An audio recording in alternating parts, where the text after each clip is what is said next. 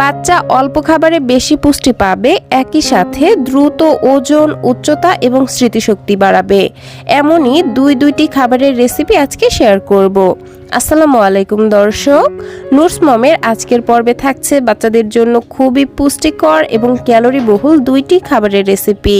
এই খাবার দুইটি তৈরি করে আপনারা 6 মাস থেকে 4 বছর বয়সী বাচ্চাদেরকে খাওয়াতে পারবেন।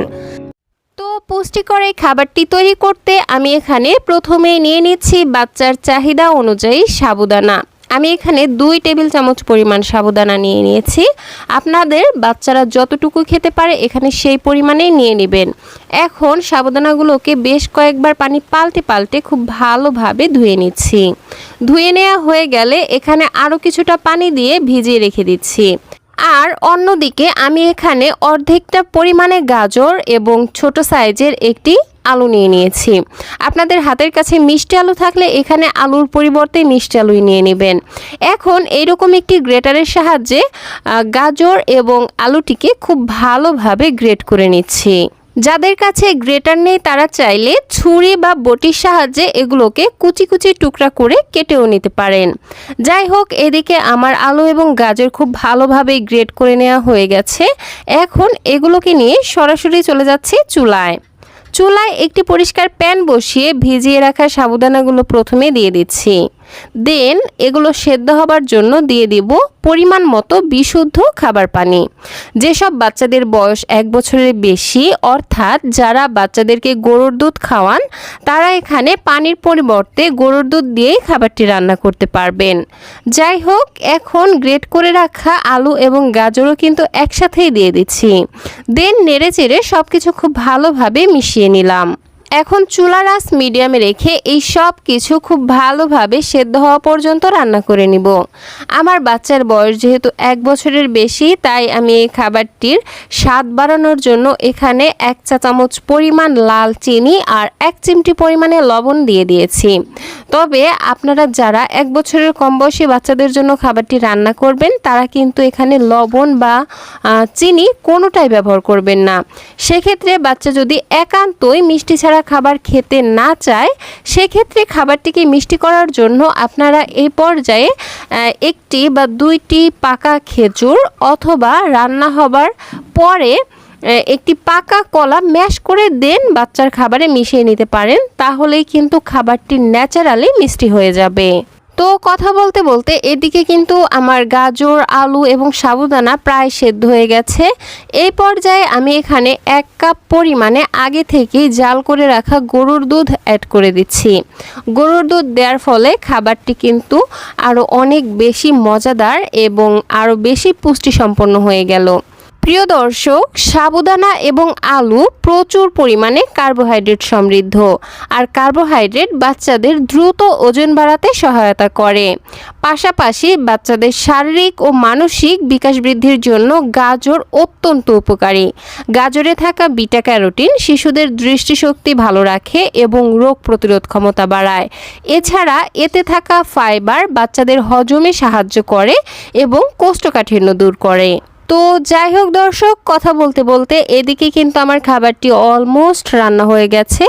আর খাবারটিকে চুলা থেকে নামানোর আগে আমি এটাকে আরও একটু বেশি পুষ্টি সমৃদ্ধ করতে চাচ্ছি। সেই জন্য এই পর্যায়ে 1 চা চামচ পরিমাণ ঘি যুক্ত করে দিলাম। ঘিয়ের মধ্যে থাকে স্বাস্থ্যকর ফ্যাট এবং প্রচুর পরিমাণে ক্যালোরি, যা বাচ্চাদের দ্রুত ওজন বাড়াতে এবং স্মৃতিশক্তি বাড়াতে জাদুর মতো কাজ করে। যাই হোক দর্শক, খাবারটি কিন্তু আমার রান্না হয়ে গেছে। আমি ঠিক এইরকম ঘনত্বে রেখে খাবারটিকে চুলা থেকে নামিয়ে নিচ্ছি। আর এই তো তৈরি হয়ে গেল বাচ্চাদের জন্য খুবই পুষ্টিকর, দ্রুত ওজন বৃদ্ধিকারী এবং সহজে হজমযোগ্য একটি খাবারের রেসিপি। তো খাবারটি রান্না করতে আমি সরাসরি চুলায় চলে আসলাম। চুলায় একটি পরিষ্কার প্যান বসিয়ে এর মধ্যে দিয়ে দিচ্ছি আগে থেকে ভিজিয়ে রাখা সাবুদানা। এখানে আমি 2 টেবিল চামচ পরিমাণ সাবুদানা খুব ভালোভাবে ধুয়ে 20 মিনিটের মতো ভিজিয়ে রেখেছিলাম। একই সাথে দিয়ে দিচ্ছি আগে থেকেই ভিজিয়ে রাখা চিরা। এখানেও 2 টেবিল চামচ পরিমাণ চিরা আছে, আর এগুলোকেও ভিজিয়ে রেখেছিলাম। এখন পানি ঝরিয়ে প্যানের মধ্যে দিয়ে দিচ্ছি। আর এবার দিয়ে দিব এগুলো রান্না হবার জন্য জন্য পরিমাণ মতো বিশুদ্ধ খাবার পানি। তবে যাদের বাচ্চাদের বয়স 1 বছরের বেশি অর্থাৎ যারা বাচ্চাদেরকে গরুর দুধ খাওয়ান তারা এখানে পানির পরিবর্তে গরুর দুধ দিয়েও খাবারটি রান্না করতে পারবেন। খাবারটির টেস্টের ব্যালেন্সের জন্য 1 চিমটি পরিমাণে লবণ ব্যবহার করছি। তবে যেসব বাচ্চাদের বয়স 1 বছরের কম বা 1 বছরের কম বয়সী বাচ্চাদের জন্য যারা খাবারটি রান্না করবেন তারা এখানে লবণটা স্কিপ করবেন। এখন চুলার আঁচ মিডিয়ামে রেখে ঘন ঘন নেড়েচেড়ে এই সাবুদানা এবং চিরা পুরোপুরিভাবে সেদ্ধ হয়ে যাওয়া পর্যন্ত রান্না করে নিব। প্রিয় দর্শক, চিরা ও সাবুদানা বাচ্চাদের জন্য খুবই সহজপাচ্য ও শক্তিদায়ক দুটি খাবার। চিরা বাচ্চাদের হজম শক্তি বাড়ায়, কোষ্ঠকাঠিন্য দূর করে এবং আয়রনের যোগান দেয়। অন্যদিকে সাবুদানা বাচ্চাদের শরীরে খুব দ্রুত শক্তির যোগান দেয় এবং বাচ্চাদের দ্রুত ওজন বাড়াতেও সহায়তা করে। তো যাই হোক, এই পর্যায়ে আমি খাবারটিকে একটু মিষ্টি করার জন্য 1 চা চামচ পরিমাণ লাল চিনি ব্যবহার করছি।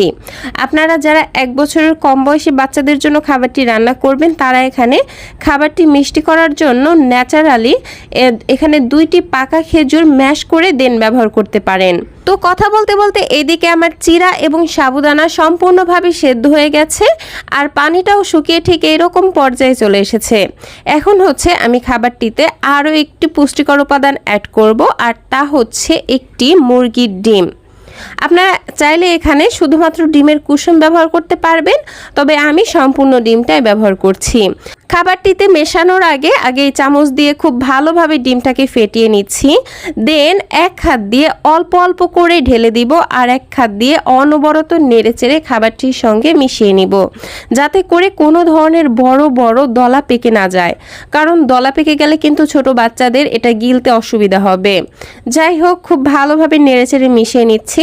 আর ডিম দেওয়ার পর মোটামুটি 2 থেকে 3 মিনিট রান্না করে নিলেই খাবারটি বাচ্চাকে খাওয়ানোর জন্য একদমই রেডি হয়ে যাবে। তো এখন হচ্ছে আপনারা যে যেমন পাতলা রেখে খাবার খাওয়ান বাচ্চাদেরকে, ঠিক সেই রকম পাতলা বা ঘন করে চুলা থেকে খাবারটিকে নামিয়ে নেবেন। আমি ঠিক এরকম ঘনত্বে রেখেই চুলা থেকে নামিয়ে নিচ্ছি। আর এই তো তৈরি হয়ে গেল বাচ্চাদের জন্য খুবই পুষ্টিকর, ক্যালোরি বহুল, হাই প্রোটিন সমৃদ্ধ একটি খাবারের রেসিপি।